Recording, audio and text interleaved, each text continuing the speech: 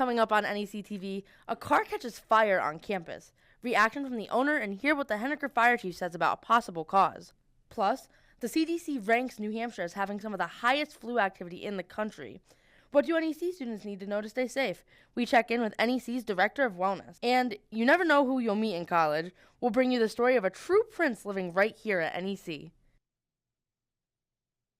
Good afternoon, and thank you for watching NEC-TV. I'm Jack Cody. And I'm Sue Tsibitsky. Today's January 22nd, 2026. Now to our top story.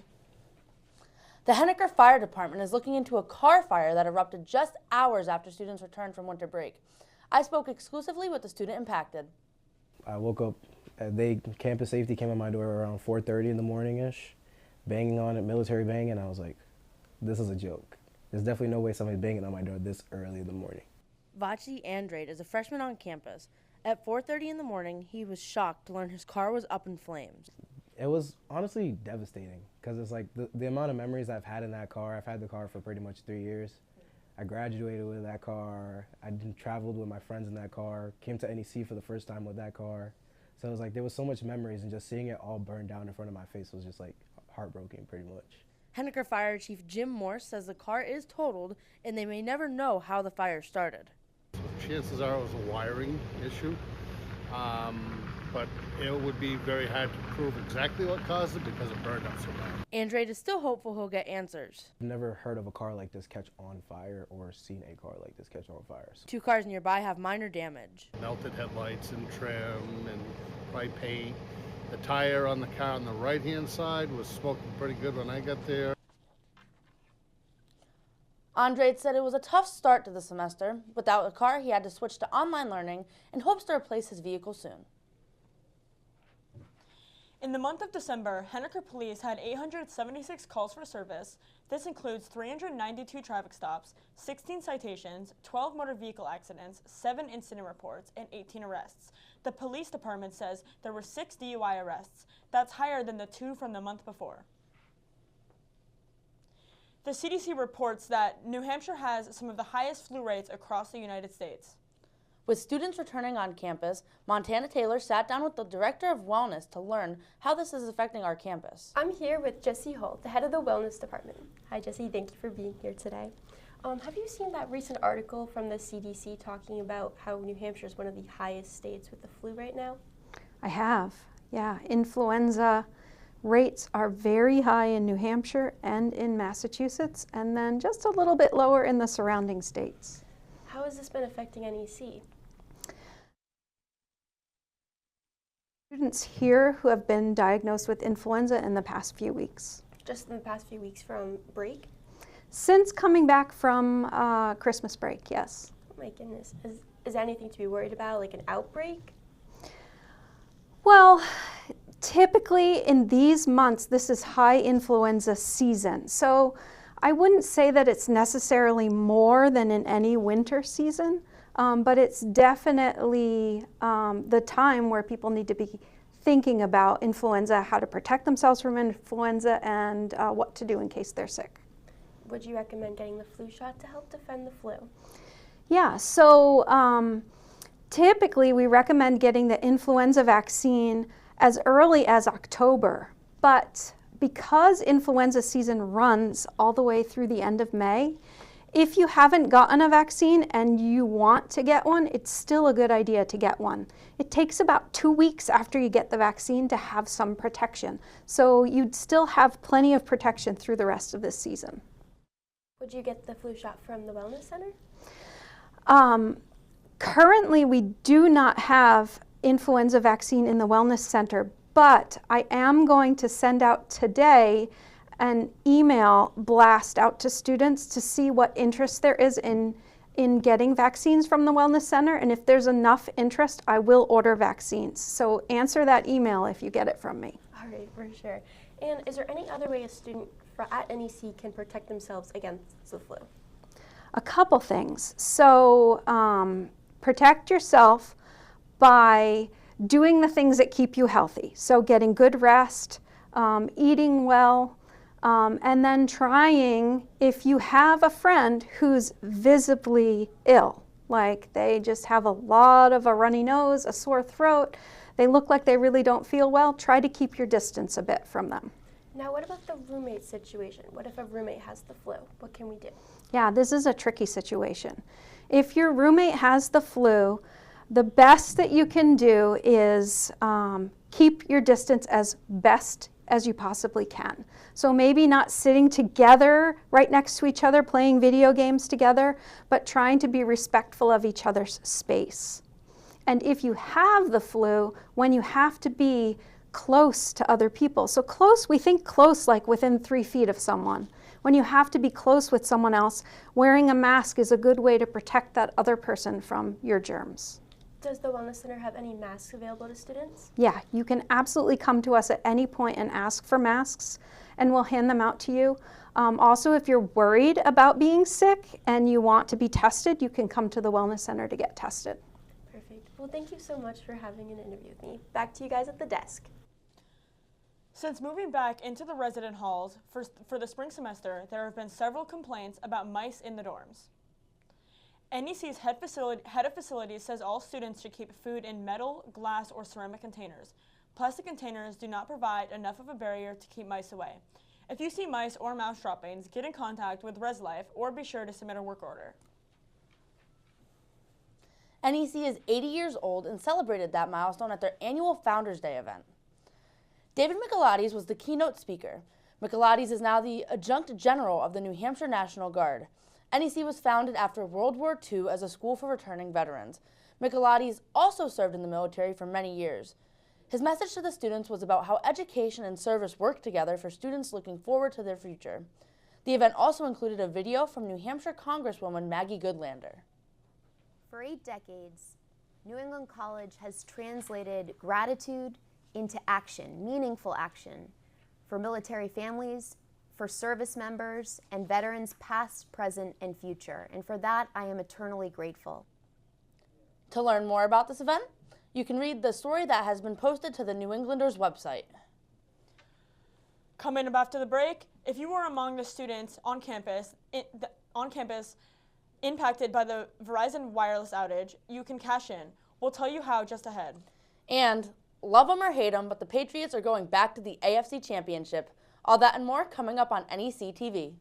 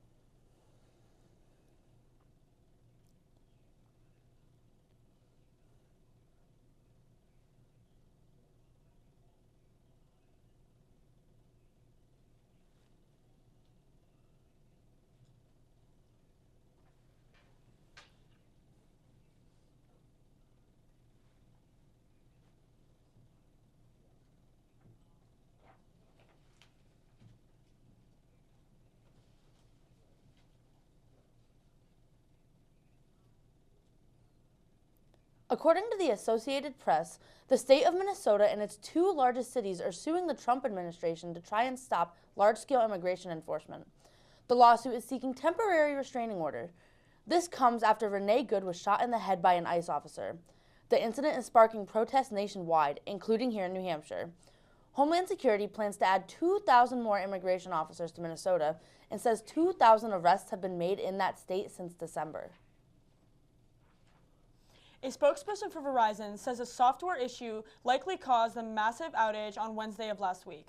According to NBC New York, the outage left 1.5 million users stuck in SOS mode for nearly 10 hours. NEC students say they were impacted, making them unable to call or text. Verizon released a statement apologizing and offering a $20 account credit. The credit needs to be redeemed through the My Verizon app.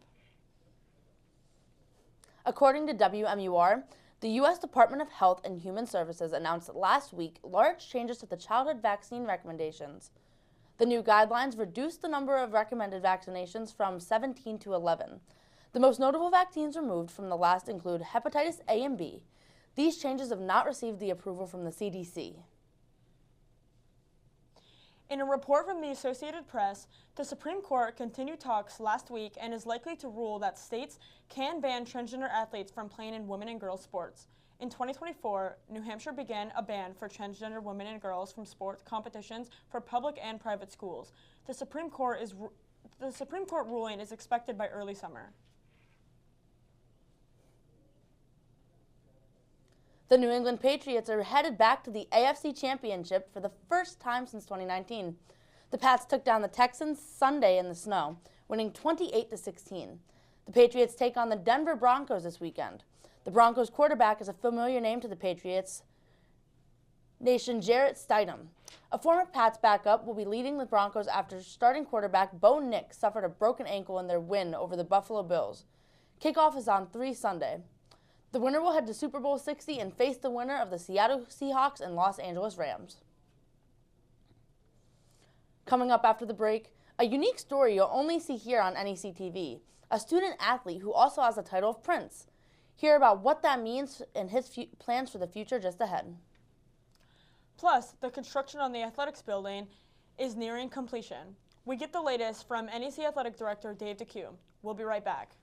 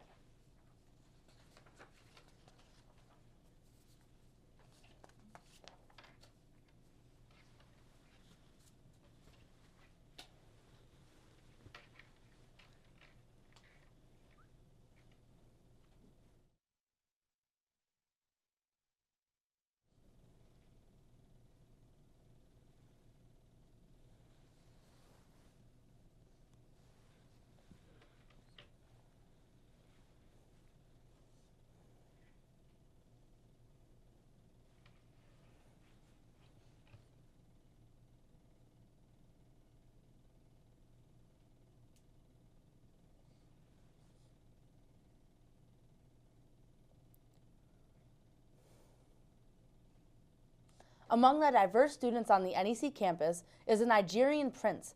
NEC-TV's Jack Lombardo shares a story of Prince Mene, how he came to NEC, and what his plans are for the future. Mene Adumene is a junior football player at NEC. He's also the prince of a Nigerian village. His dad is the current chief, and Adumene says when the time comes, he will be the leader of his village. Where my family's from, we're like the chief, like my dad's the chief of like our village and stuff. So like it's pretty cool, like what comes with that. And like I'm technically the prince because like I'm my dad's first son. It's like, you know, when he passes away in a long time, like I'll be the chief and like so on and so forth. His life at NEC looks a lot like most students, but when he goes home to Nigeria a few times each year, he's treated like royalty.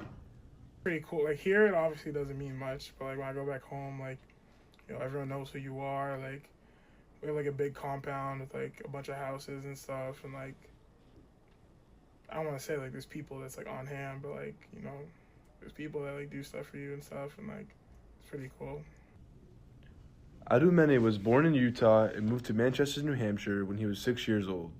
Football has always been a passion, earning All-State offensive lineman his senior year. He transferred to NEC from Curry in 2024 and is studying nursing. Like his dad, he will live and work in the States, but someday he will also fulfill his duties as the village chief. For NEC-TV, I'm Jack Lombardo. Construction continues at NEC's athletic facility, and the athletic director says things are moving along as planned. Construction has been in works for more than a year.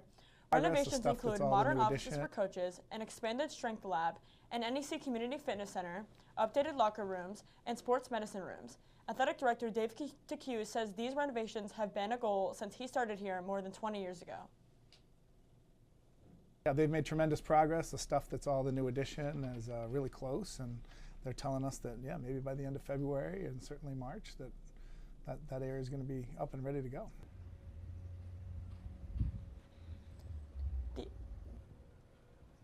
The exact date of the completion is unknown, but TQ says a ribbon cutting and announcement will be coming.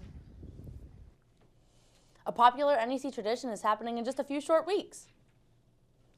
NEC Takes Over the Peak is an annual event at Pat's Peak ski area.